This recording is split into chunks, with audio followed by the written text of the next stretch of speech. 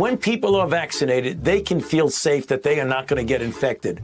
Dr. Fauci says he has COVID again for the second time in 2 weeks. I started to feel really poorly, much worse than in the first go-around. If you've done the right thing and gotten vaccinated, you deserve the freedom to be safe from COVID-19. This morning, I learned I tested positive for COVID-19 as well. You're okay. You're not going to get COVID if you have these vaccinations. Hey folks, guess you heard. This morning I tested positive for COVID. Taking the vaccine, we can get herd immunity, then you'll just stop the exponential spread. Billionaire Microsoft founder Bill Gates has tested positive for COVID-19, despite being fully vaccinated and boosted against the disease. COVID is the villain here unless everyone is vaccinated. Well, like virtually everyone in Washington, Nancy Pelosi has taken innumerable shots at the coronavax because she's a good person, unlike you. And yet, and this is kind of a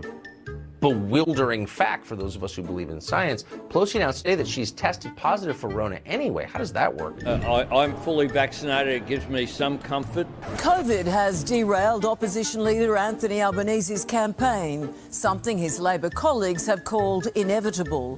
What I didn't expect was to feel quite so overwhelmed. In fact, it's a little embarrassing. I shed a tear because I finally saw that we had something now in New Zealand that could keep everyone safe from COVID-19. New Zealand Prime Minister Jacinda Ardern has tested positive for COVID-19. I want to take this opportunity to remind Canadians to please get vaccinated.